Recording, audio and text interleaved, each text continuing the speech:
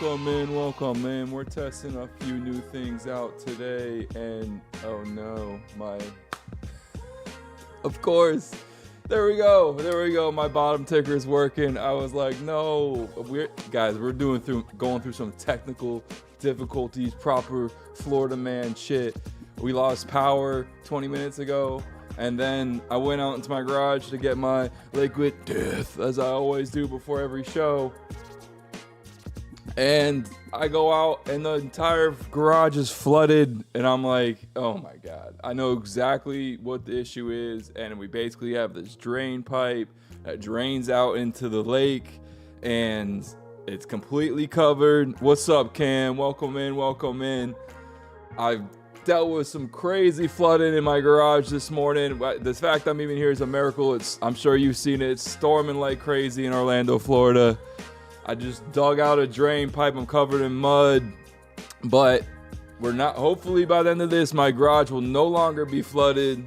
But we got a great show today, guys. We're going to cover a little MLB, a little footy, a little football, a little bit of a front page action, and then we're going to wrap things up with an exclusive. I don't even call it exclusive. We've been doing interviews everywhere, but an interview with Andy Milne, otherwise known as That World Cup Guy.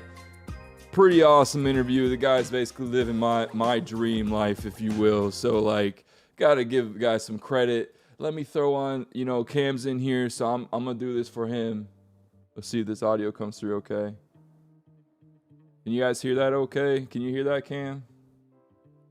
You guys getting, sound? I can't have shit over him. I'm not like you. I'm not as talented as Cam. For anybody that doesn't know, Cam does an incredible stream where he basically turns Super Saiyan on live and he screams into a microphone with music blasting at the top of his ears, so loud that when I'm in the other room, I can still hear his headset. And somehow he's able to think and communicate and do all the things you need to do to be a streamer. I don't know how you do it. So credit to Cam.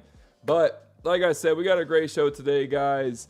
Really, really fun stuff. It's a slow week in the fucking sports world, man. We need footy to get started, let me tell you. We really fucking do. But we got some fun things to get through. Like I said, little MLB, little footy, football, front page, etc. Flip the cam to horizontal if you want to see what the real broadcast looks like. Learned that one from my boy Cam at dinner last night. We went to Kabuki. That shit was amazing. Shout out Cam. This man has insane ideas. He wants to dump a bunch of mayonnaise on. I don't want to ruin it. But I don't want to get kicked off TikTok either with the name of it. But basically, we have this guy named Kumakazi, which it spells his name K-U-M, and so we want to do the K-U-M dump. You can put that together for yourself. Anyways, great show for you guys today. Is my audio coming through okay? Yeah, okay, cool. We good. But let's get things started. First and foremost, we always start the show with the best thing we saw since last episode. And quite frankly, this is probably the worst thing we saw since last episode. Is the music coming through okay, Cam? I'm trying to be like you and have like music in the background and shit. You know, we'll see. I mean, I'm trying my best out here. All right, cool. Good. But anyways, we got Joel Embiid's knees, man. This is how slow, one day at a time, baby. This is how slow of a news cycle we're in. Joel Embiid tweeting about how he's ready for the season, and everybody is just scrolling down and looking at this man's knees. I mean, look at it. I mean, it's pretty bad for a guy that's dealt with knee injuries his whole life.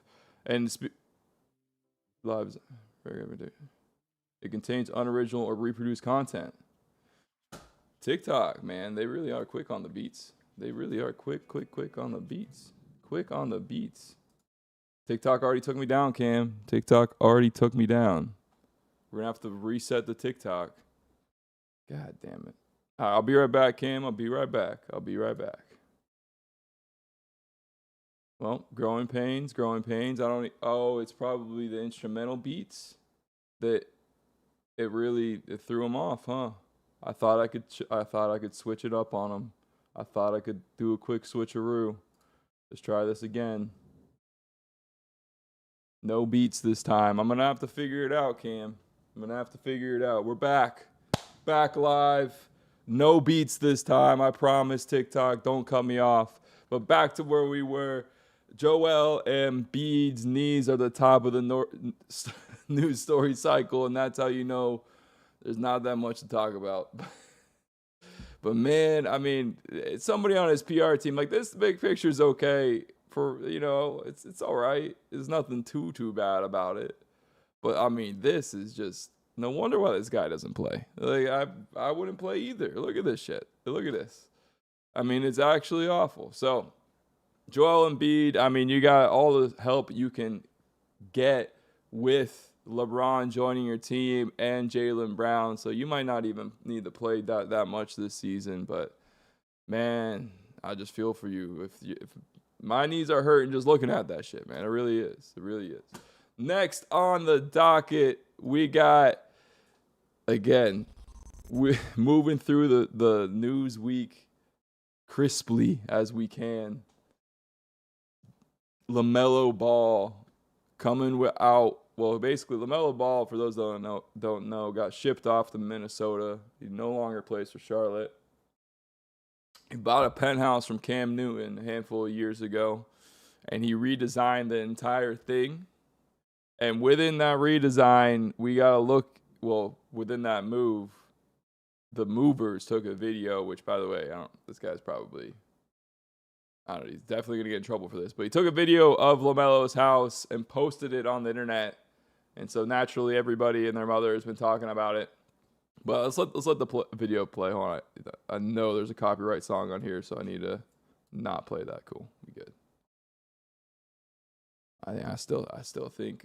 All right, here we go. So LaMelo's house broken down here. I mean, this kid, he literally, I mean, the first thing that came to mind was it looks like Morty just went pro in the fucking NBA. And I was like, you know what, let's go slowly through this video and like see some of the highlights. Like, let's call some of them out. And I'm going through it, and literally the second one is Rick and Morty in an alien. Not an alien, in a spaceship. So, I mean, I guess I wasn't that far off.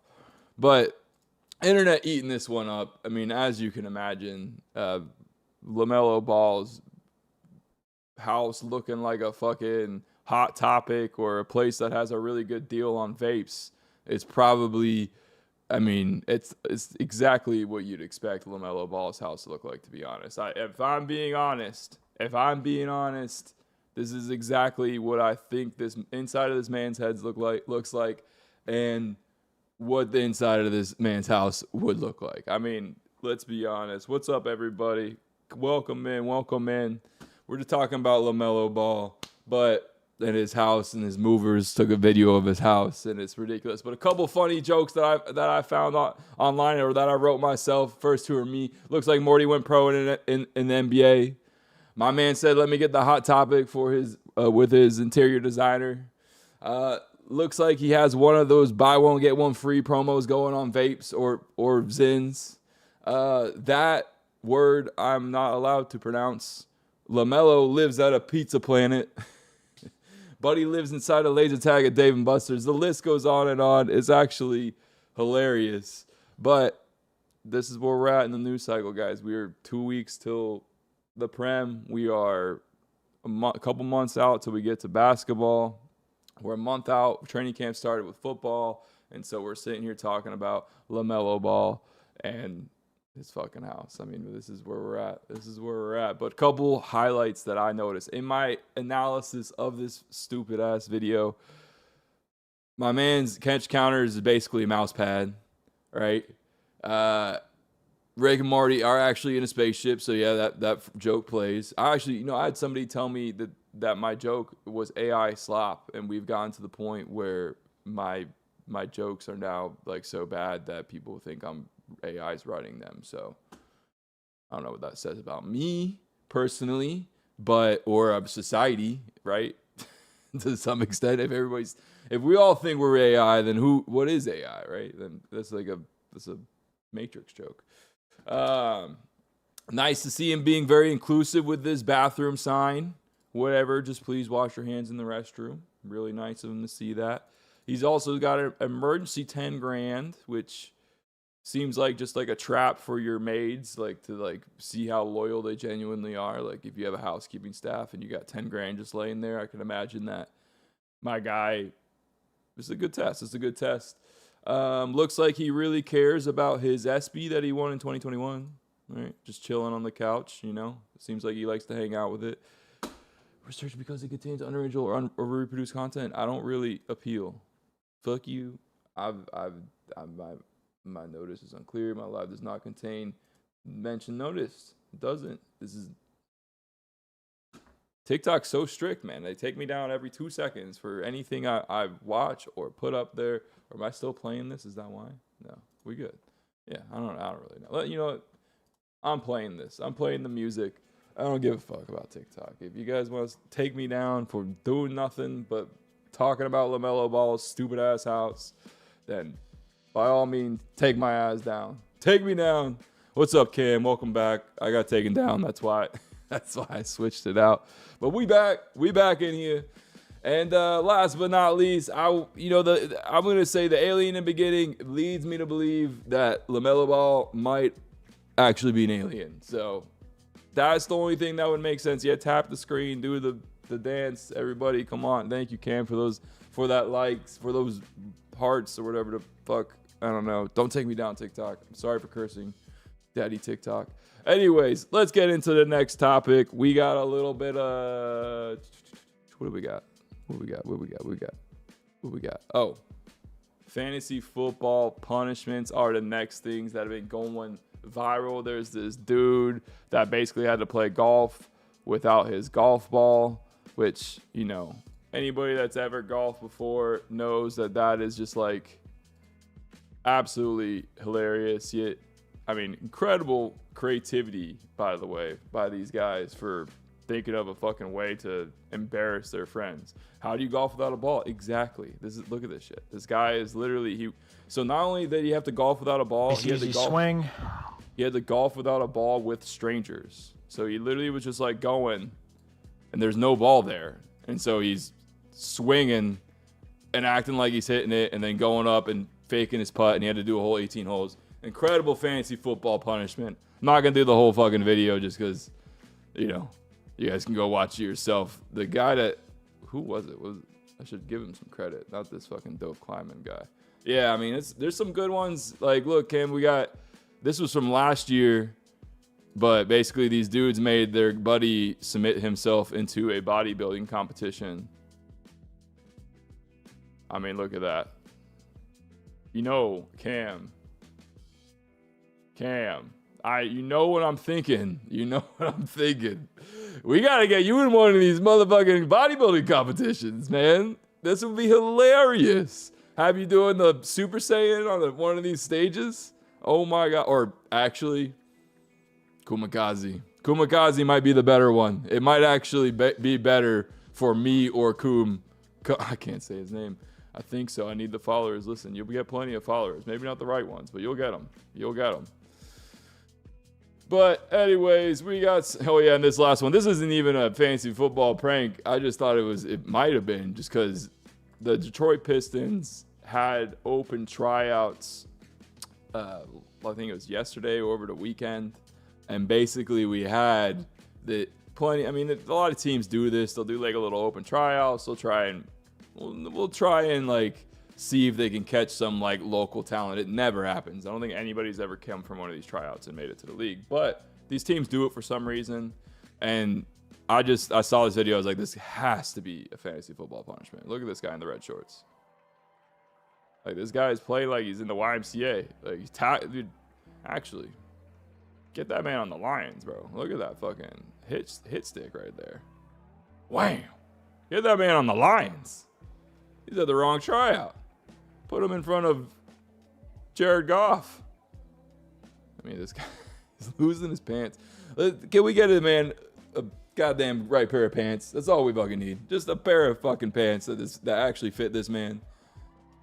Jesus. Anyways, that's the top of the show for us. Let's get into some MLB talk and then some footy shit when we get a chance to. Here we go. Hold on. I got to get better at my transitions. Hey, Cam, how do you do your transitions so well, man? I'm always behind. There you go. Here you go. You guys got a nice little transition. PCA and Shohei Ohtani had a game for the ages yesterday. For anybody that did not watch, basically Ohtani led the game off with a homer. And then the following inning, first pitch, PCA, absolute blast. He is a unit, Wyatt. Sorry, I only just saw that. It's tough doing both TikTok and this YouTube chat at the same time. Oh my God, I can't be saying that shit. I'm going to get taken down again. What sport do you feel like you had the best chance going pro in? Oh, man. What? I don't know. Something stupid like fucking darts or something. I'm not that athletic. I would need to have gone, like that fat 15-year-old Luke Littler. I think he's 19 now, but he was really good when he was. I better not get taken down for hate speech for calling that kid fat. But anyways, that was something I think I could athletically do, is just get really, really good at darts, maybe drink a couple beers and then just lock in and have a 9-darter. That would be my thoughts, Cam. What would you think you could go pro in other than streaming? While you answer that. Ohtani yesterday hit a blast to start the game, and then PCA starts his game off with the same shebang, hits a blast. They both went yard twice, and now PCA is officially above Ohtani on wins above replacement with a 7.3. He actually leads the majors now with a 7.0 WAR. I mean, with Ohtani's combined hitting and pitching, he is only at 6.2. So now the counting argument has flipped. We are no longer saying, well, Ohtani, what about his pitching? Throw his pitching in there. Well, his pitching's in there, and you know what? His WAR, his wins above replacement, however the hell that's calculated, is higher for PCA. So what does that mean? I personally think PCA, if he continues on this trajectory, there's no way he doesn't end up as, I don't know what. Yeah, he's got to be MVP, right? He's got to be MVP. So toe-to-toe at the plate, PCA's hitting 288 with 26 home runs, 28 stolen bases, and 69 RBIs. Ohtani hitting 297, so slightly above, but with 26 homers and 70 RBIs. But the key is he only has 6 stolen bases, and PCA has 28 stolen bag-o-ronies. PCA is also a Gold Glover in center field, and the only 20-20 player, so 20 steals and 20 homers in baseball as of right now. Good chance he hits 30 and 30, and Ohtani right now is just a DH. So without Ohtani on the stripe, and honestly with all the arms that the Dodgers added in this trade deadline, Ohtani most likely is probably not going to pitch until the postseason. And so if you fully, like we said, a couple episodes ago, you fully remove Ohtani's pitching. We had people hop on us online and say you can't just remove Ohtani's pitching. Well, guess what? It's been removed. He's no longer pitching, and now we have a pretty good setup for if Pete keeps on this trajectory. I think he's gonna do it, boys. I think he will actually do it. So, what do you guys think? Do you think Pete's got a chance here? I think he's honestly, he's a joy to watch. We said in the other episode, he's been so fucking fun. Obviously, he's come around and he's acknowledged what is going on. They asked him post game, and here this is what he had to say. Some truth to that. That would be crazy to say that I don't want to win an MVP, but if we're talking about having priorities straight, I think mine are pretty straight. It's not on the forefront of my mind. It's fun to joke about and it's fun to acknowledge, and I think it's absolutely okay to pay attention to, but it's not like following me up to the plate. And yeah, I think if you guys want to talk about all this back and forth, I really should go get in the lab and start pitching. Great answer. Shout out PCA. The only thing I can think about this entire interview was the Cookie Monster keychain behind him, right here. You can't really see it in the broadcast, but you can kind of see it. Let me see if I can get a better full screen. There you go. You can see a little better there. They had, for those that don't know, they had Cookie Monster on the broadcast for National Cookie Day a couple nights ago, and they had the Cookie Monster sing "Take Me Out to the Ball Game," which, how could you not love that? Come on. So really fucking great to see. As a Cubs fan, they're on Tuesday, Wednesday nights, Thursday nights. They're selling out. The Cubs are playing right now. Wish we were filming, but it's all right. They're down 1-0 to the Blue Jays. But the bats have been hot, at least when I watch. So don't. If I'll end this episode in an hour or so. Hopefully, catch the back end of it, and they can pull it off. But as a Cubs fan, it's been a lot of fun, guys. It's been a lot of fun. But let's get into our next story: the FIFA and UEFA battle.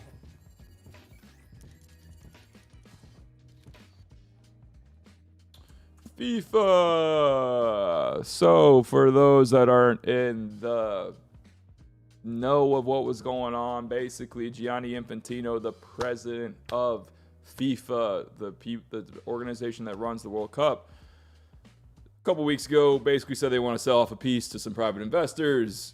Everybody freaked out. People started boycotting UEFA, the governing body of the European football. Completely boycotted and said, we're pulling out of the World Cup.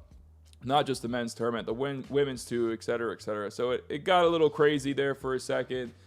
Obviously, FIFA with basically we talked about it on the pod, but Europe only represents 27% of the nations in the FIFA Football Federation, whatever you want to call it. But they represent 70% of the revenue. So when you have that much leverage coming in and pulling out, you're gonna balk at that. You'd be stupid not to, because the World Cup without Europe would just not be a World Cup. It'd be some shit tournament that nobody really care about. So naturally, FIFA pulls back. They say, "We're sorry. I'm sorry." Literally, that's all they met in Morocco yesterday. Maybe it's today. I can't really remember. And basically said, "We're sorry." But what the crazy thing is, within all this, Jordan, the president of Jordan, basically said, "Hey, FIFA owes us $1 million. They haven't paid us money." You have host cities saying that they owe they're owed money from FIFA. And then now, randomly, out of nowhere, Jordan gets their money overnight. Host cities are getting, actually, I'm not sure about the host cities, but I read or I saw that the Jordan FA reported that they'd gotten the money that they were complaining about just a handful of days ago.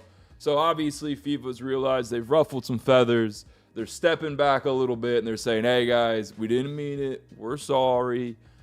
But UEFA's standing strong. There's a lot of countries that came out against Gianni Infantino, the president, and they basically said, we're not going to play in this World Cup until our stipulations are met. And the stipulations are basically, you can never sell the World Cup. Welcome in, Heather. I don't know who Heather is, but welcome in. That they can never sell the World Cup, and that they'd make a commitment to never selling the World Cup forever, basically. And so they haven't made that commitment. So UEFA today came out and said, we're still boycotting this shit. So, there's my dog. I think my lady's home. But yeah, it's a bit of a mess. It's a bit of a mess in the FIFA organization right now. That is definitely my lady. It's a bit of a mess, so it's interesting to see what comes out of all of this. And it sounds like the Women's World Cup is the one that's really taken the hit out of everything, which was next year in Brazil. And then on top of that, it was announced today that Fox did not renew their contract, and now we have the Women's World Cup being broadcast on Netflix, because everybody loves to go to Netflix to watch their sports. I don't know why Netflix is trying to get into sports. This is the worst thing that could have ever happened. Shit. My bad, guys. This is the worst thing that could have ever happened for the Women's World Cup. Let me tell you. Because, first of all, when stuff's on national TV, like Fox, like people just naturally are just like, oh, what the fuck's on TV? Oh, shit, something's on Fox. And so you watch it, and so you're going to get, like, the old heads. But now it's like, if they did this for the Men's World Cup, first of all, it'd be way more expensive. But you maybe could get it done. But just like the Home Run Derby this year that nobody watched. And why did nobody watch it? Because it was on Netflix. Nobody knew where it was. So I just think this is a lose-lose situation for the women. You're having UEFA boycott the World Cup in general. And then on top of that, you're now being broadcast on Netflix, which is a secondary platform. Jesus Christ, you guys hear that thunder? Sounded like something exploded outside. Holy shit. That was crazy. But yeah, I feel for the women here, because I was excited for this World Cup, and now it's just seeming like it's just a mess. It's coming down. It really is, man. This weather, I walked into my garage to get my liquid death like I always do, and oh no, did my headset just die? God, it's just we're a parade of issues this morning, guys. The flooded in the garage, my power went out. The world, we prevailed, though. We prevail. Anyways, next topic. Let's get into some transfer news. Well, guys, it was a fun 2 hours. Let me tell you, there was a solid 2 hours where Arsenal fans thought that we had Vinny Jr. He deleted all of his shit off of his Instagram. The predictions looked good in our favor. There was a second there where I was like, oh my gosh, Arsenal actually have Vinny Jr. But it did not happen. Everybody online that was clowning anybody that had any hope of excitement was right.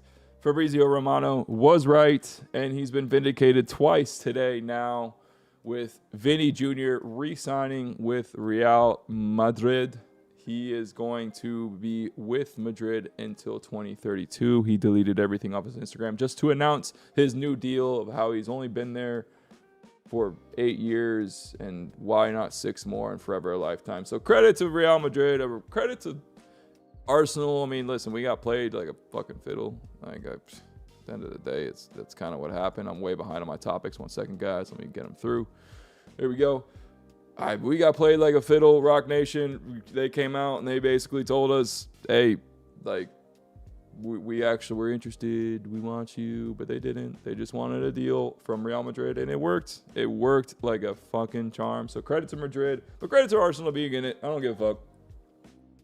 No matter what you say, there was some world, parallel universe or whatever, that this motherfucker ends up in red. But I don't care. We got Bruno Guimaraes, and that was kind of confirmed. Additionally, like I said, Fabrizio Romano has been vindicated because Yan Diamande, for over 100 million euros, has joined Real Madrid as well. So really shoring up the attack for Real Madrid. Yan Diamande on the right, Mbappe in the middle, and Vinny Jr. on the left. And obviously Jude playing his role in the way that he does there, hopefully getting a bit more minutes next year, staying healthier. Real Madrid looking really sharp. That being said, it seems they might have missed out on what was going to be the final piece to the puzzle for them with Rodri. And it looks like Rodri might be going to Barcelona. Let's see if this is updated since we have started this show. It's that type of thing going on. Let's see, Rodri, Brad Radio.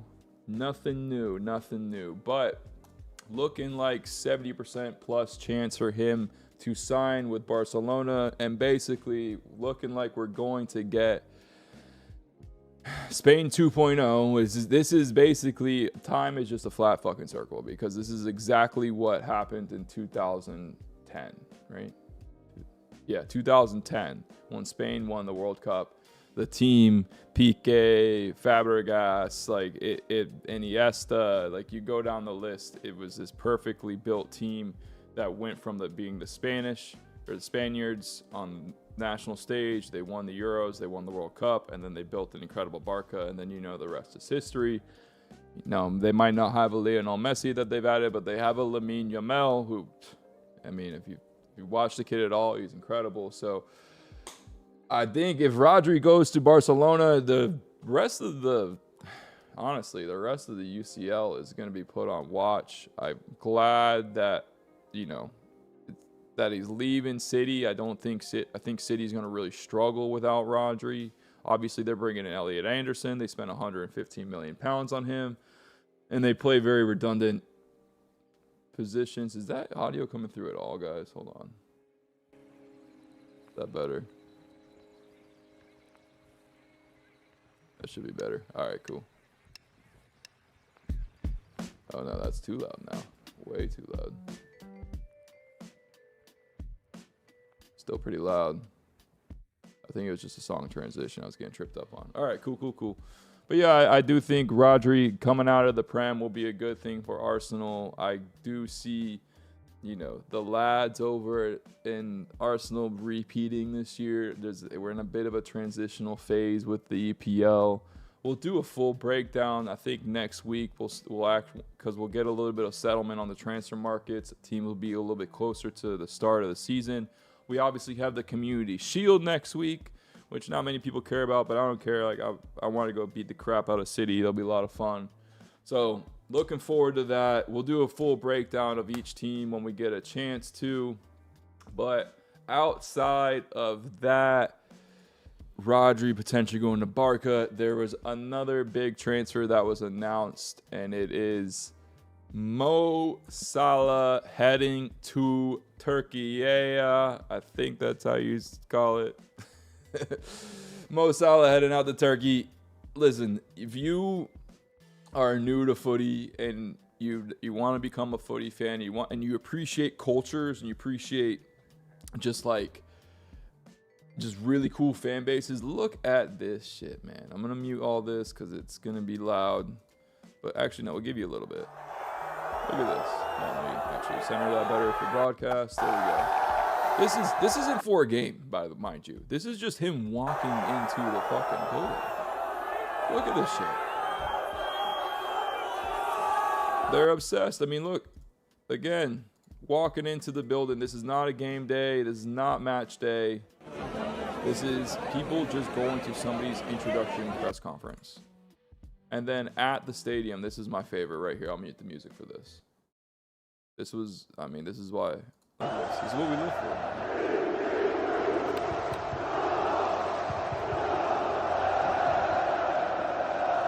Again, this is an introduction. This isn't a game. So cool. So cool. So shout out Mo Salah. Shout out Turkey. They're incredible fan base. And they're really loaded up. You got Leandro Trossard going to Real Betis. So some really cool shit, to say the least. Outside of that, we got some other footy news. We got some friendlies that came through, which is basically your way to say our team is super ready or our team did not give a fuck. I'm in the my team did not give a fuck category because Arsenal lost 3-1 yesterday to Real. Oh wow, was it? Hold on, I might have got that wrong with Trossard. He did not go to Betis. Where did Trossard go?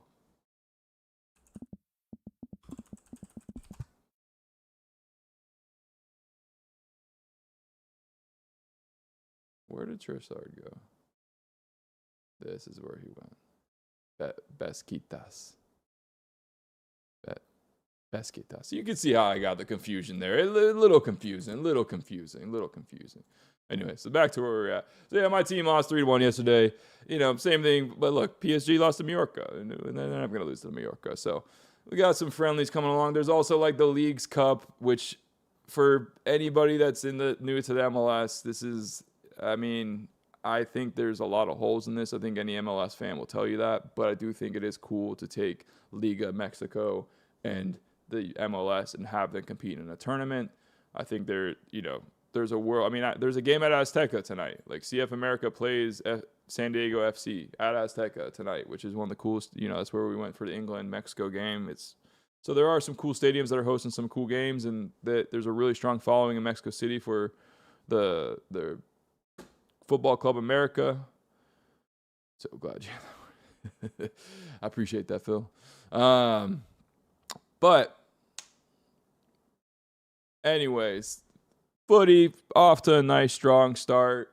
I can't wait for fucking footy to get started. We are about a week out from the Community Shield, from some somewhat meaningful footy, and then after that, we can actually get into some fucking football. I think this is a big think. We might be going live Saturday and Sunday mornings during footy and football season. Not sure, not totally committed to it, but I might do some like game previews or some shit like that. But outside of that, for American football is fucking back. Let's go. Tonight, first game of the season. Not really. It's Carson Beck versus Kenny Pickett. It's not really gonna be that great. We will watch it for a whopping 10 minutes and turn it off most likely, but it's football and there's the pads will be hitting, the refs will be blowing the whistles. I forgot to turn my music back on. We're going to get used to this music thing. Don't you worry, boys. Don't you worry. We're coming. But we got football tonight. Kenny Pickett, Carson Beck, absolute barn burner of a shit show. But it's football, and it's here, and we're fucking ready for it. We're absolutely ready for it. On top of that, Jonathan Taylor got absolutely paid.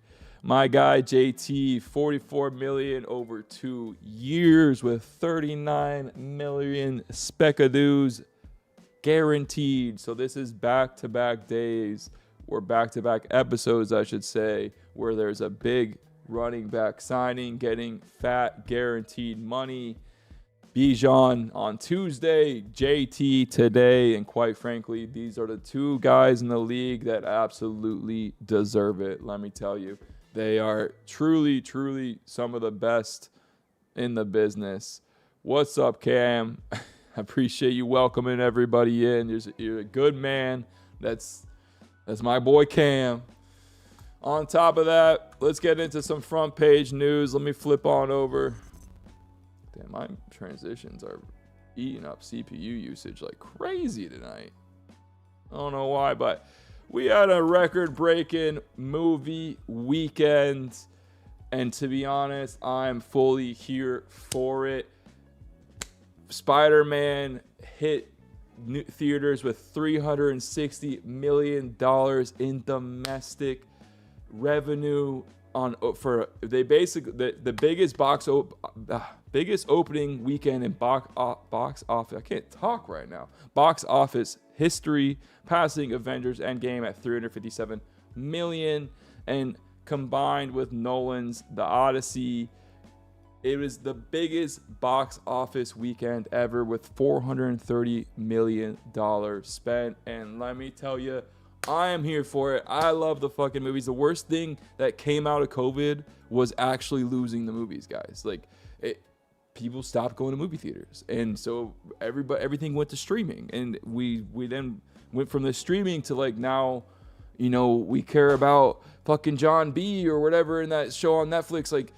We got such horrible content, and now you have guys like Christopher Nolan that are spending millions upon millions of budget to film really high-end films like The Odyssey and making a billion plus. And then you have Spider-Man doing something similar, bringing in, obviously an all-star cast, but doing something very similar to say the least, and then crushing it with $360 million. It really bodes well for the new Avengers movie coming up. It bodes well for Dune that's coming up, and it bodes well for just entertainment in general. Because guys, I don't know about you, don't get me wrong, I love watching Netflix or whatever on my house, on my couch, pop your own popcorn, whatever. But there's something special about going to the movies. I don't know what it is, and it's not, not like it was in middle school, right, where you're just going just to hold hands and make out with some chick for the whole movie or something. No, we want to go to watch actual movies. This is what we're here for. So I'm here for it. I appreciate, to be honest, Tom Holland, Timothée Chalamet, Zendaya. That basically pick one of those two, one of those three, and you're gonna have a hit movie. So let's keep it going. On top of that, GTA 6, Rockstar Games. Guys, I don't know if it's ever coming. I really don't know if it will ever be here, but we did get an announcement that Netflix with the exclusives, a 6-hour exclusive. So not 6 hours long, by the way. Just don't be stupid like me. It is only live for 6 hours. So if you're busy on August 27th or you're on a flight in between 3 p.m. Eastern time and 9 p.m. Eastern time, well, you are shit out of luck, buddy. That's all I got to tell you. So either way, we got at least a preview coming from GTA 6. I mean, I don't know. I read today that they might delay it another 6 months. So I don't think it's true. I think we are finally here, and we got GTA 6 coming this end of year, but we'll see.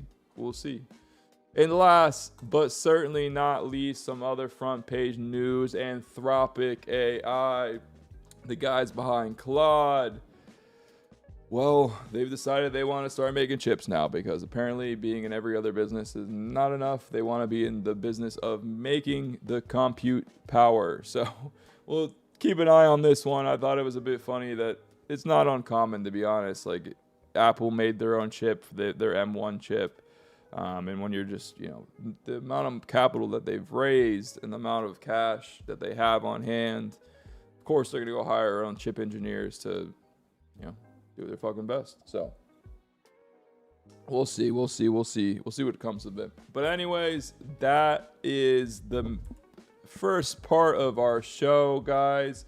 We have a great interview coming up with Andy Milne. He is otherwise known as That World Cup Guy. He has a book that is actually named That World Cup Guy. He has gone to 10 or 9 men's now, or actually I think it's, because originally the book was May 26th, so that would have moved 4. I wonder if it's 10 men's and 1 women's World Cup. I might have that wrong. It's at least 10 World Cups. There's a women's in there. There's a bunch of men's in there, dating all the way back to 82, I believe.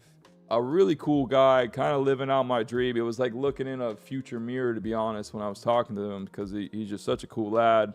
And he's kind of just, like I said, living out my dream, following England around for the last 40 years. So hopefully, 40 years from now, I'm writing no, I'm not going to say that because I'm just making a joke about myself, but this is a joke.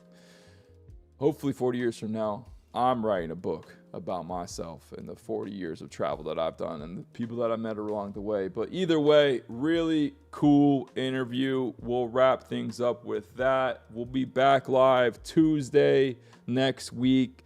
Like I said, kicking off the Prem season, transfer market news should be pretty much settled at that point almost. Obviously, we got till September 1st on that one. But appreciate the time, y'all. Enjoy the interview. Really cool guy, to say the least. And I'll see you guys on Tuesday. Let's go. Oh, shit. Hold on. I should have got this more ready. I should have been more ready. Let me make sure this is pulled up, too. And let me do 3, 2, 1. Enjoy the show. Welcome to the show, Andy Milne, otherwise known as That World Cup Guy. He has recently published a book titled 40 Years, 9 World Cups, and 1 Fan's Incredible Journey. Or did I get that? It's called, what's the name of the book again? Sorry, I think I messed that up again. The book title is actually That World Cup Guy, if you see there. And then on the side, it's got a subtitle. And I think the subtitle in the States was different to the UK one. I'm not too sure why. Okay. All right. It's just called That World Cup Guy. It's fine. Yeah. That's fine. So, easy question right off the rip. Of the 9 World Cups, which one was your favorite one? It's always the one that I'm at, of course. They're all great. Recency bias. But I really enjoyed the one in the United States and Mexico. Didn't get to go to Canada. They all have their pluses. Overall, I think I probably have to go for Qatar.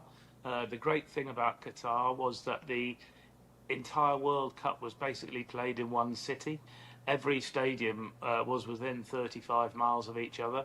So you could find a base and stay there for the entire tournament. You didn't have to move around and around. You had all of the fans from around the world in one city.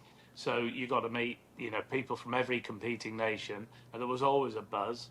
And you could go to more than one football match in a day. So that's not going to happen again, certainly not in the foreseeable future, where you can go to a World Cup game in the morning and then another one in the afternoon. So that was great. And in Qatar, I stayed on a cruise ship. I booked it very early, got the cheapest indoor room, but that gave me access to alcohol. I was able to drink. We'd watch the matches on the top deck. You could watch the matches from in the pool. You'd be in the swimming pool. It was a great World Cup. Wow. So in Qatar, you were on a cruise ship. So the entire 45 days? Yeah, well, it wasn't that long there because, of course, it was only 32 teams, so the winter, duration was less. So I think I was on the cruise ship for 31 days. I was on there from the first day right the way through till the end, and I left 2 days after the World Cup final finish, which was the last day that the cruise ship was there. Made a lot of friends. It was good for making friends from across the world, and I met up with a lot of those over in the 2026 World Cup. So I'm thinking of my good friends Jihad and Tony from Mexico, 2 big brothers, larger than life characters, and we met up in Mexico City. They took me out and about, went to their house, and they had a big pre-party for the World Cup match. It was fantastic meeting those again. And then there's Danny from Colombia. There was who else? Chris from Seattle. So lots of good people I met there. That's incredible. Yeah, I would say the one thing because this was my first World Cup of following England around. Like when I was a kid, I would always go to England for the World Cup because the atmosphere wasn't the same in America. But the festival feeling and just the camaraderie and everybody kind of getting along, especially the group stage. Like the knockout rounds gets a little tight and tense, but with the group stage, it's like everybody's friendly. There's nothing going wrong. But that's such an incredible. I can't imagine being on a cruise ship. Was it just only World Cup fans on that cruise ship? Well, the people were there for the World Cup, yes. So there were. So we spotted fairly quickly. Every single one of the 32 nations was represented on that cruise ship. But there were also plenty of countries that weren't competing that had fans on there as well. So people who'd come to watch and support the World Cup. In fact, if your team won, then when you returned to the cruise ship, you were cheered back onto the ship. So first of all, the staff would be there, and if you had your kit on, they'd be applauding you back up the gangway and cheering you there. And then when you got up to the top deck, up to where most people were, with the swimming pools and the live football, etc., you were just cheered on, especially if it was an underdog that had a great result on there. So when was it Saudi Arabia beat Argentina, I think it was. When they arrived back, they were absolutely sort of cheered and bombasted on there. That's amazing. Yeah, I've been making the joke that apparently the key to winning the World Cup is to not do well in your first game, because Argentina lost to Saudi Arabia and then Spain tied with Cape Verde in their first game. So maybe that's what England needs to do. We don't need to come out firing against Croatia. We got to have a bad... I thought that's what that first half was for us, like kind of a bad first half. Tuchel laid into them. Whatever. I thought it was okay, to be honest. I thought we were on top, and they scored 2 very good goals, didn't they? But it was an all-out attacking game. I really enjoyed that game, that 4-2 Croatia game, and a great stadium. It was either, for me, it was between that game and obviously Azteca were probably the games of the tournament for me. I mean, it was just... I mean, the environment at Azteca. I mean, speak to that a little bit. I was there. Thankfully, I got to experience it myself. But as a fan that's been to, call it almost not every World Cup, but a lot of the big ones, obviously. Where does that rank for you? Yeah, it was one of the best.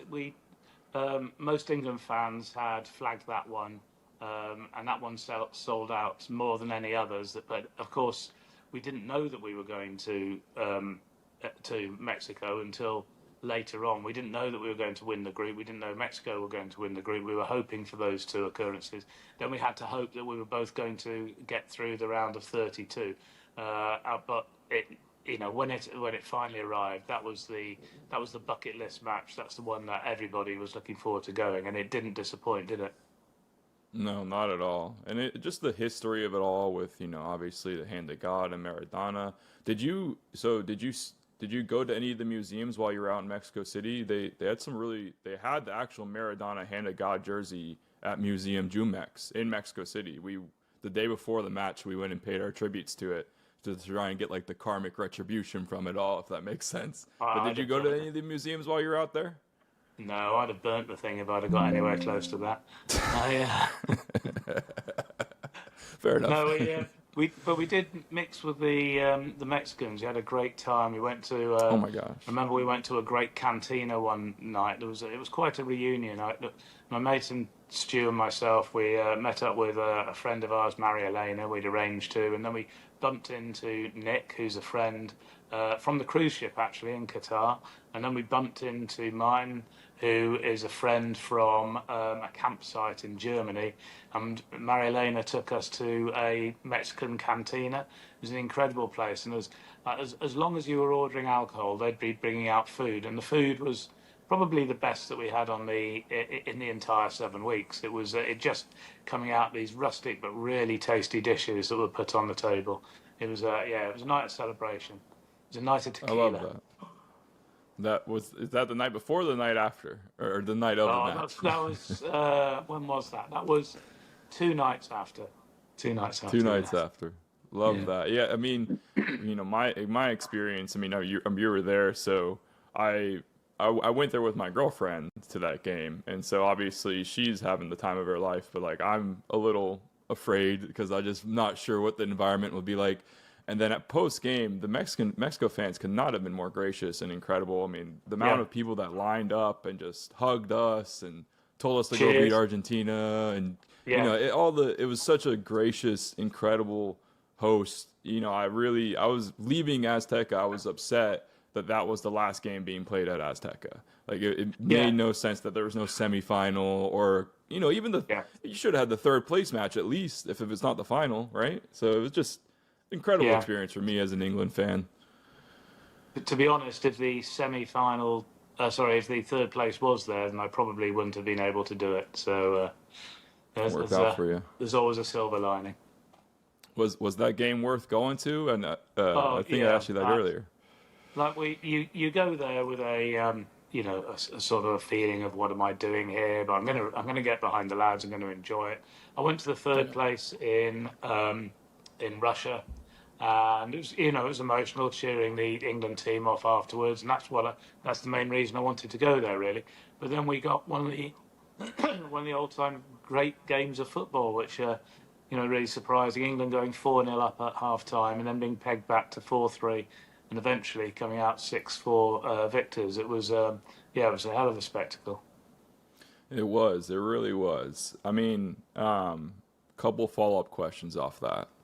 Do you think Mbappe deserves the Golden Boot off of the goals that he scored, or should it have gone to Messi? Oh, certainly Mbappe scored more goals. Okay, fair. I mean, I think there's people online that would speculate the third place game shouldn't count for goals or whatever, and I think that's partially why maybe Harry and Jude didn't play originally. Well, if it's part of the competition, it's part of the competition. There's arguments for not having a third place game, but if it's there and it's included, then you include that in the competition.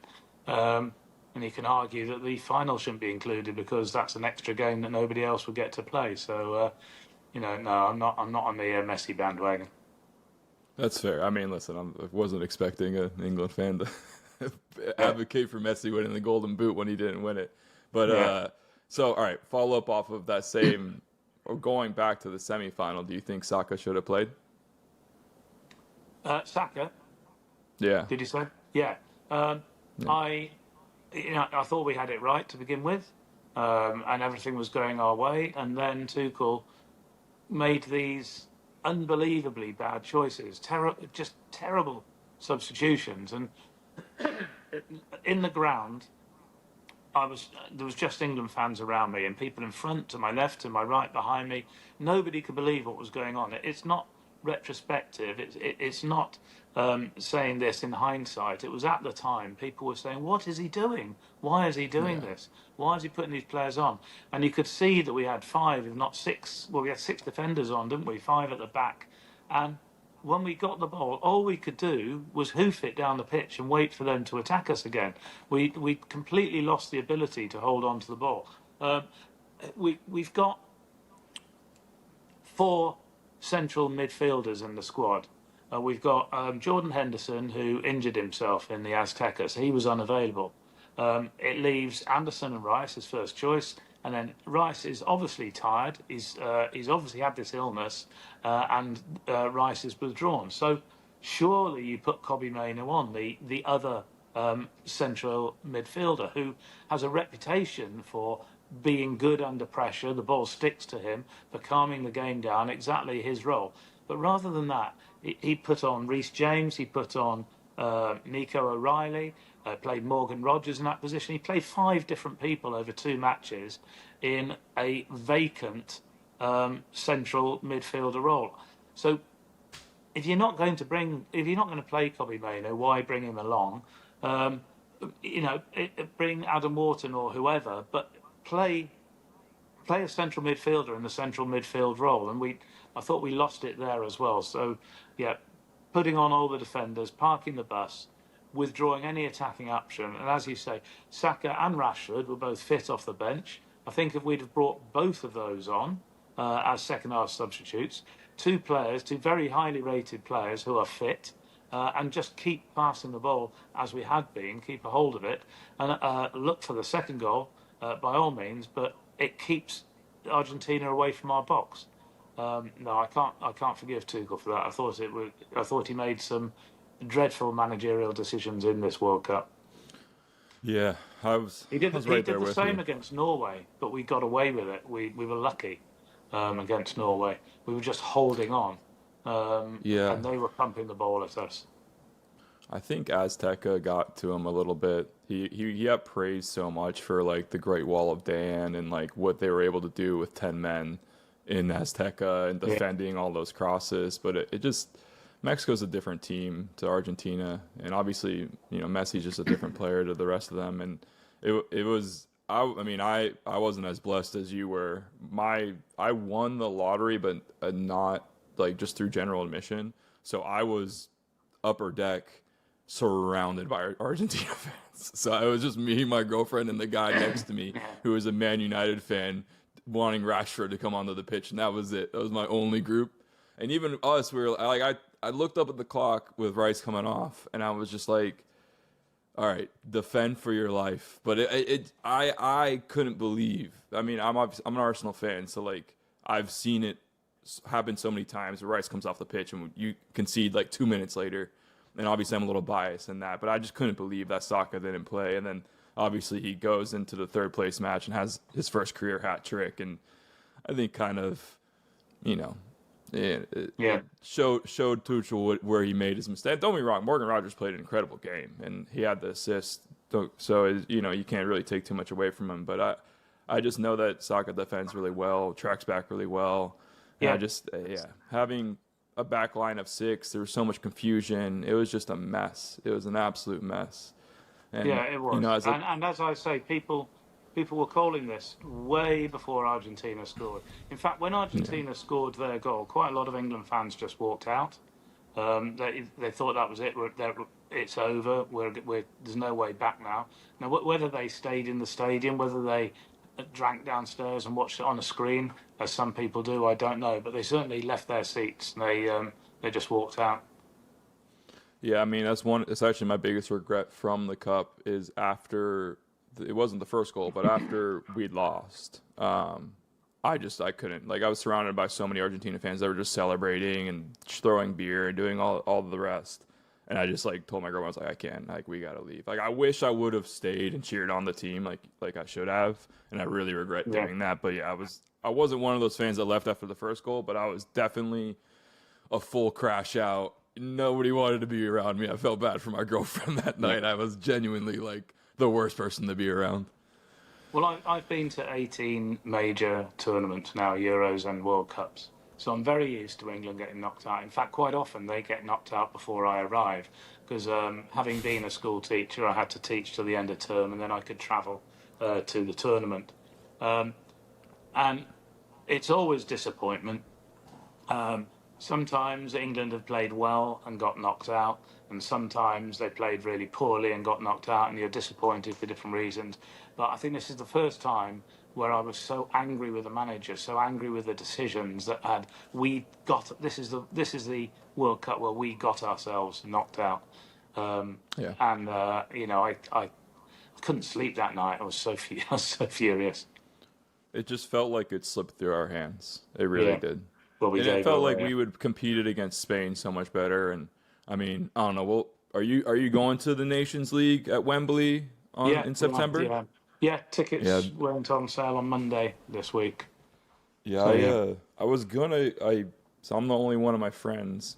Believe it or not, my little brother who lives in the UK isn't part of the England Support Traveling Club. So I was the only one that had a fan ID. So I'm gonna have to wait for the general sale. I do have my Czechia tickets though, so I'm excited for that. But I'm excited to see how the team plays against Spain. Obviously, it's gonna be different and lower stakes and not the same. But I really believe that Jude and Declan would have really just dominated the midfield with them, and I genuinely believe it would have been such a better game if we would have played against them. But it is what it is. I guess that's the life of an England fan, right? Yeah, that's it.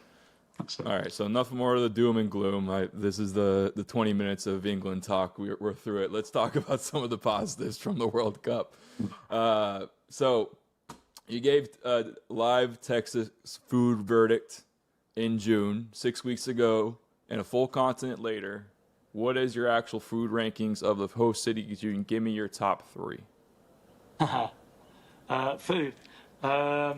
Okay, so yeah, we were taken out and taken about in Texas. Texas was great. Had some great food there. Boston, I really enjoyed the clam chowder and the lobster rolls. That was good. We were wined and dined in New York. I can't remember the name of it. American Live, the big mall next to the stadium. They took us up and treated us. Mexico as well. Mexico was fantastic. I guess I'm probably, I'm going to go first place Mexico, second place Dallas, third place Boston, New York joint. Okay. I would say I'm basically the same. Yeah. I would put myself in there. Did you try anything that surprised you during this World Cup? They kept trying to put I can't remember the proper name of it. I used to call it swamp water. It was a tequila and water with some sort of dust around it. They drink that in Dallas. It was Ranch water. Ranch water, that's what they called it. Yeah, What a oh my waste of God. time that was. You might as well just drink the tequila. Those are awful. I don't know why anybody likes those. No, they liked them. They told me it was I should be appreciating it, but no, I didn't like that at all. What else surprised me? I don't know. I really did like the clam chowder. I'm going to make that back here. That was a really tasty dish. I can't think offhand of anything that was particularly surprising. I think ranch water is a good answer, honestly. I don't know why anybody likes that drink. I guess it's supposed to be healthy, but it's like you're drinking. Just have a beer. Yeah, that's right. All right, so Sophie the trophy, it's probably I want to say it's one of the most recognizable non-World Cup trophies out there, I would say, right? I think everybody in there, yep, he's got it. Nice, Sophie. All right, so good headshot. Well done. So she's been to more World Cups than most players can say they've been to. What? This is the fifth World Cup. Fifth World Cup. So basically, as many as any player's ever been to. Any fun travel stories with her? Does she get her own seat on the plane? Has she ever been stopped by customs or security or She has been stopped by customs a few times, actually. So, well, this is her second reincarnation. This is a lightweight version because the original one started not being allowed into the grounds because she was too heavy, so she was opened up. The base was opened up, and it transpires that it was full of gravel and resin that had been put into set inside, so it was like solid and hard. But I guess to the security, it looked very much like it was full of drugs. So it was inspected a lot. Look, I take it around to World Cup matches. People love it. They love having their photo taken. She had a photo taken that many times. There are a lot of times that people have tried to walk off with the trophy, and I've just sort of narrowly managed to avoid a few kidnappings over there. As soon as somebody starts talking to me and grabs a hold of me and makes me look at them, and somebody else has got Sophia, I know it's a distraction. So I'm ready, and I turn around, and sure enough, you see them edging away with the trophy. So she's managed to survive this World Cup again. I take an opaque plastic bag in my pocket to pop her into when it becomes a bit too much sometimes. But yeah, she's great. Sorry about that. My dog's trying to join the interview. So when you and I first met, you were coming into the final, and they detained you for your book? Was that right?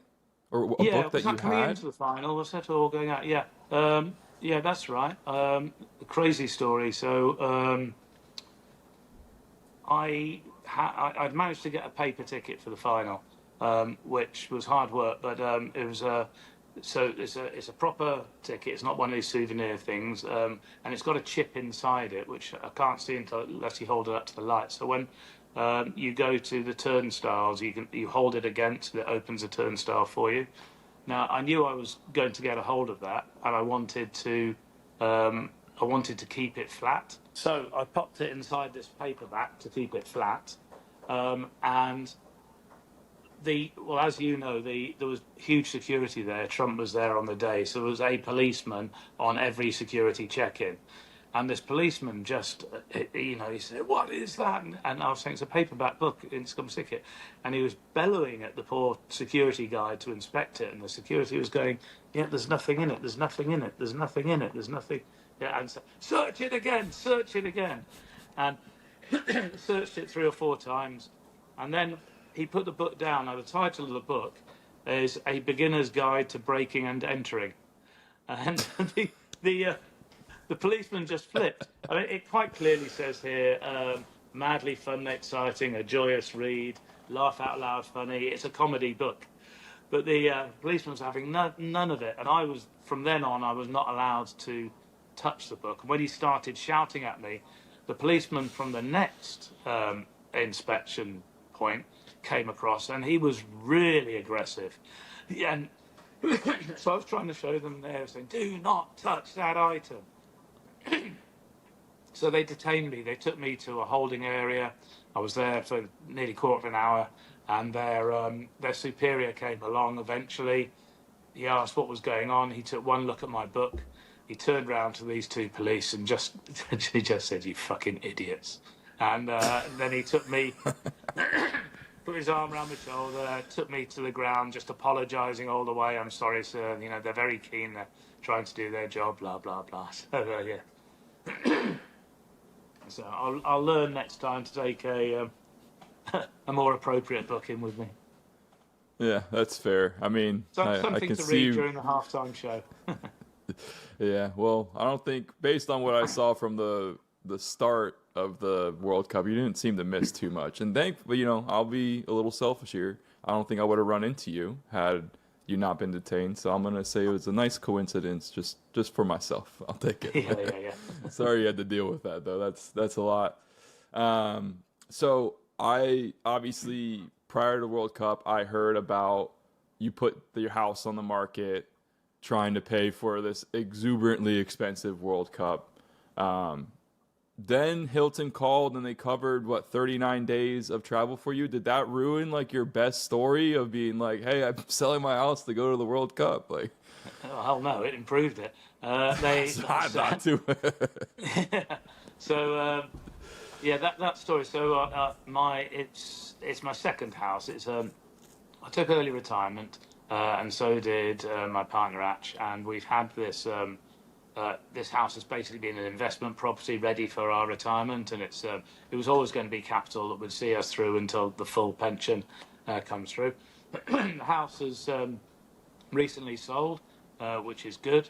So yeah, it was a bit of it's a story that the press really liked to run with. A lot of them made out that I'd sold my home, sold my house, but I didn't. But then Hilton came in, and I was actually there in the States for 50 nights, and they covered the whole 50 nights. So I did the England friendlies beforehand in Miami. So I arrived on the 2nd of June and left on the 20th of July. But yeah, the Hilton thing was great, and yeah, I'm lucky now.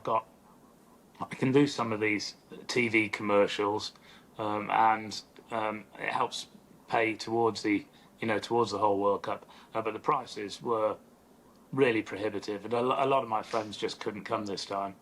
They just didn't have the means for it and can't justify spending that amount of money on it.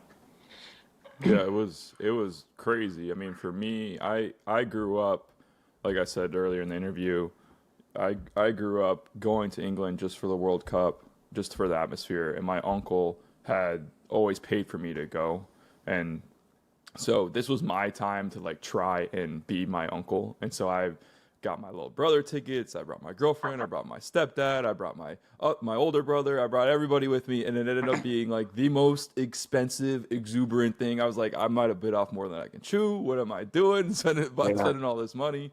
I'm excited for future World Cups because I've read that the US is just insanely more expensive. I mean, my tickets for the England game in October for 4 tickets was the cost of half of a World Cup ticket. So it's actually it's crazy the cost difference.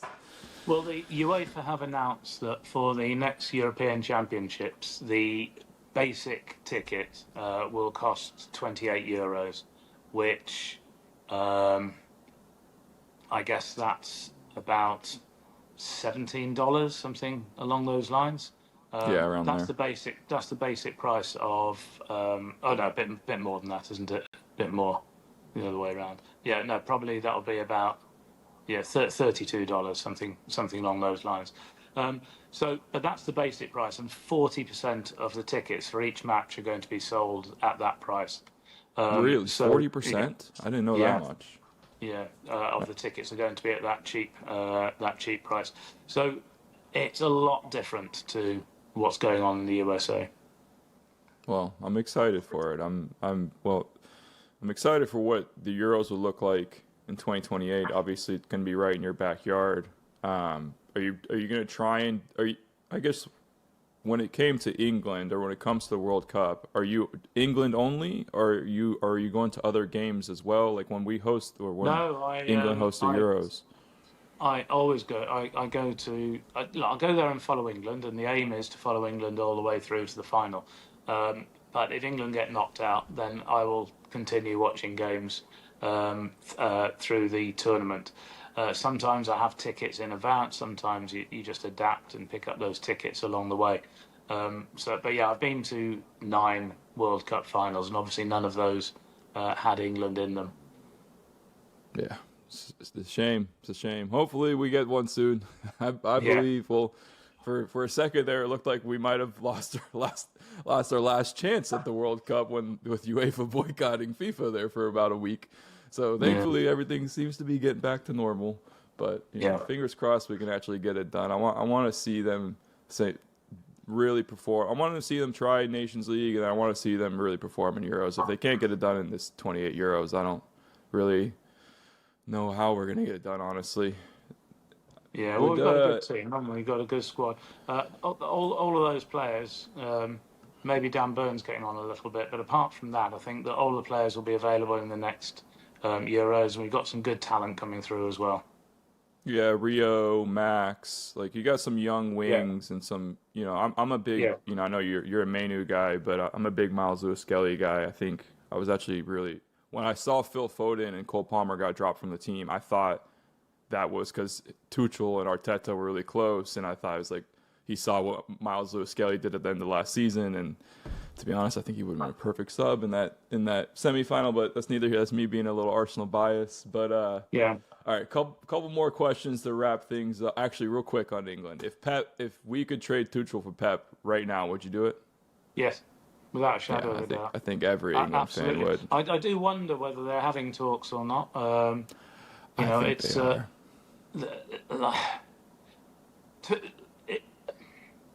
if we'd have done exactly the same and we'd have gone out to Argentina in the semi-finals, but we'd have gone out playing the type of football that we were playing at the start of that match and carry on, then I think that there wouldn't be this backlash against Tuchel. But the subs he made against Norway and then against Argentina, and the subs he didn't make and the players that he didn't bring along, I think that that's just angered people. And I am sure, I'm not talking for everybody, but I'm sure that 90% of England fans would welcome Pep in place of Tuchel. I think it'd be closer to 99%.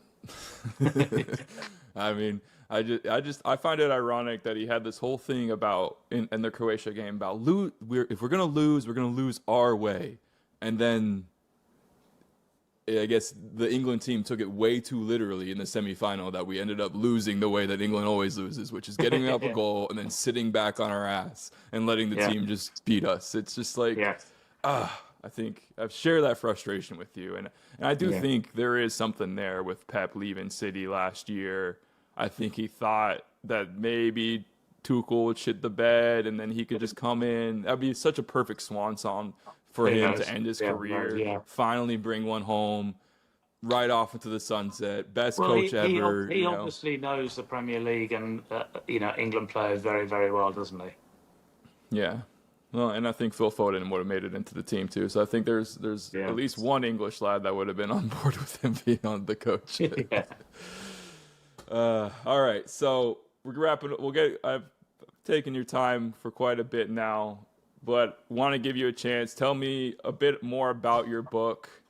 What are some good stories you can share? Any stories that didn't make the book, but that you still want to share? Anything along those lines? I enjoyed writing it. So I wrote most of this when I was over in Thailand. Actually, I locked myself away on a beach hut and worked through. So I've been to, or on this one here, I'd been to at that stage 9 World Cups. One of them a Women's World Cup. So it's divided into 9 sections for each of the tournaments, each of the countries, and then each section is divided into maybe 2 to 5 chapters. So each of those chapters is a standalone story. So you can read a story at night and you go through it. It's an anecdote of what's happened there. It's a lot of it is not football. A lot of it is the travel, it's the camaraderie, it's the places that you go to, the people that you meet, the food, these sort of the crazy adventures that happen when you don't expect them. So I rode an ostrich and fell off an ostrich.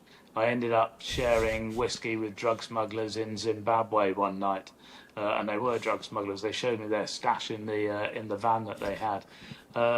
What else? I sneaked into the World Cup final in in Paris in '98, impersonating a Romanian reporter to get into that one. So I ended up in a favela in Brazil with 3 Germans in a car, Andy tours they called it, and we were just lost and we were scared. We drove around and around, and then we knew that we'd been clocked. It was a relief when we got out of there. So yeah, it's all those. It's my first World Cup as a 19-year-old boy. I just hitchhiked over to Spain, and then I had everything stolen within a few hours of arriving in Spain. So all I had left was my money belt and my passport, and I just basically roughed it for a month. You could queue up for tickets in those days. Queued up for my World Cup final ticket in Spain for 3 days, which was good fun actually. 3 days. Yeah, everybody else is doing the same, and you just so during the day you leave your bag in the queue. People keep an eye on it, and then you just play football in the car park or frisbee. Frisbee was a new thing that had come over from America. Everybody talking about it, and then you'd go out and you'd buy a burger or whatever and have some beers back in the queue. And my World Cup final ticket cost £4.15. Is about, I guess, around about $5 for a World Cup final. So, yeah, couldn't even get a third of a beer for that in the well, you this year. couldn't even get a quarter of a beer at some of the places I went to. Yeah, there was like $22 for a beer I had. So yeah, it's all of my stories, all of my adventures. It's basically a travel book, but it's through time, so it covers 44 years of evolving, the world and football. I love that. Okay, couple last few questions for you. I was doing a little digging, and was it true that you were Sophia Loren's bodyguard at one point? Yeah, I was. Yeah, I don't know where you found that. That was for a short amount of time. So I was. I worked at Boots the Chemist in Manchester, and in 1981-82, the winter of 81-82, she toured with her perfume, and I believe it was the first ever celebrity perfume. I mean, they're 2 a penny nowadays, but it was called Sophia. And I worked on the shop floor, which was pretty rare back then because it was nearly all women. Most people would always comment on it that there was a man on the shop floor, but they were looking for people to go around with her, to basically to keep people from pushing forward, from sort of invading her space. So yeah, so I ended up going around as part of her security team during that winter, which was a great time. I got a Christmas card from her, which was nice. But then I got a Christmas card the following year, which was a complete surprise. That's incredible. Is there I know Sophia Loren, Sophie the trophy, is there any relation there at all, or is it just kind of coincidence? No, Sophie's my daughter's name, actually. That's a coincidence as well. But yeah. But I just like things that rhyme. So Sophie the trophy was the obvious choice. So I've got Stevie the TV over there. I've got what else? I've got my Tyrone the phone. Tyrone the phone. I like it. So You like rhyming. I'm a big alliteration guy. Yeah, But I like it. So, all right, last two questions for you, and then we'll get you out of here. What are your thoughts on Americans introducing four quarters into football with the hydration breaks? And then insisting that they hadn't introduced four quarters. Well, it's going to go. UEFA are not having it on. It's this is part of what people objected to with Infantino's bringing in the selling stakes in FIFA competitions, selling stakes in the World Cup. That would be there for sure to stay, and probably longer ones and longer halftime shows and more sponsorship. You'd have sponsored substitutes or whatever. Football's a flowing game. It angered a lot of people. Everybody could see that it was brought in for the advertising, and the lies that were told behind it just made it worse. It was booed at every single match that I went to as soon as the hydration break started. And then you have hydration breaks in Canada at 14 degrees C. You have them in Dallas in an air-conditioned stadium where you've got the perfect ambient temperature there. So Azteca, 65 degrees, or what would be 65 degrees for you guys? Yeah, 13, 14 degrees C in the rain. Yeah, pouring down with rain. There was another one where I was watching a match and there was an injury just before the hydration break, and everybody went over to have a drink because there was an injury on, and is being treated on the pitch, and the referee's desperately trying to get them away. Like, he can't object to it. You're allowed to go and get a drink. We're trying to get them away because there's a scheduled hydration break in about half a minute's time. So it was just a nonsense.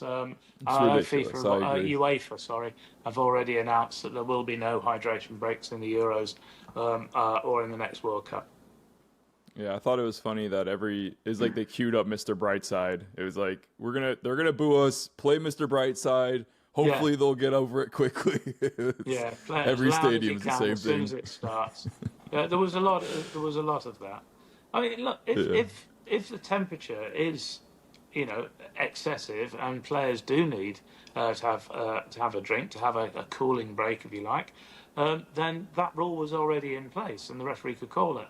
But you don't need to be drinking for 3 minutes. It takes players no time to walk over and get a drink and come back, and the 90 seconds was what it was originally introduced as, and that was at the referee's discretion, and that's how it should be. Yeah, I completely agree. It's Miami, England versus Norway, yeah, of course, it makes sense. It's 30 degrees Celsius out, and it's very hot, and it's humid, and these guys are pouring with sweat. But yeah, in Azteca in the pouring rain, it's like, we don't need hydration. Just open your mouth, It's just a nonsense, All right, so last question for me. Me doing a bit of too much digging. So I read that you were a magician before and part of the Magic Circle. Is that correct? Yeah, I was part of. I wasn't part of the Magic Circle for long. Magic Circle is a London-based organisation, and I didn't really get anything out of that by name. But I was a member of the Manchester Magic Circle, if you like. It's called the Order of the Magi, and I did a lot of it in my early years. I used to go out and do close-up magic at restaurants, and I'd go and do parties. I did a lot of bar mitzvahs and bat mitzvahs up here. Did the magic for those. Sort of competition magic as well, and then I sort of continued it a bit. It was always I used it in school and my teaching, and the company that I have over in Thailand, which is a kind of a treasure hunt across the island. We have a few little bits of magic in that as well. So it's something that I've done on and off, not as much as I used to, but yeah. I love that. So it's like close-up magic, though, right? Like card tricks and things like that. Yeah, close-up magic. Right, you're not pulling a rabbit out of a hat. Well, I have done that. I did do children's magic for a while, and we'd lend each other equipment. So I did do it at a party, but if you're doing children's magic, you need big, colourful props. Really, you need lots of those. And unfortunately, I had a lot of mine stolen. So when they were stolen, that was kind of the end of my, me doing regular children's shows. That makes sense. That's Yeah, still really but I cool, much though. prefer the close-up magic sort of. It, it you need to be dexterous, but there's also a lot of great misdirection there. Yeah, it's mostly misdirection and quick hands and things like that, right? Yeah, yeah. That's cool. Do you have any like magic tricks that you just keep, in back pocket for when you're at the pub with some mates and somebody brings it up and you're like, yeah, I'll show you a quick one. Like, Yeah, I've got a few that I do. I can always do something with a few napkins. I can do something with a few coins there around. I can always do something with playing cards. So I love that.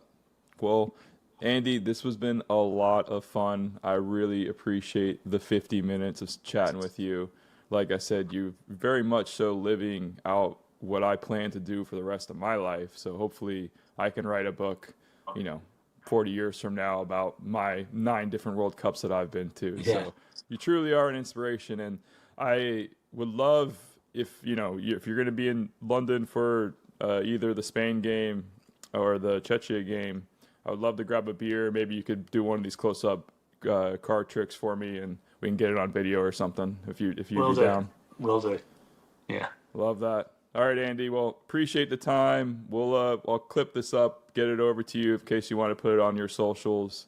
I'll probably run it live on our episode either tomorrow or next Tuesday. But again, thank you so much. Really appreciate it. And we got to bring this thing home eventually, right? Yeah, we will do. Cheers, Tom. It's been a pleasure. Cheers. Have a good one. Hey, see, I'm back on my bullshit. Came a long way from school, bitch. We them niggas been banging and walking with full clips. Pocket filled with them blue strips. All I hang with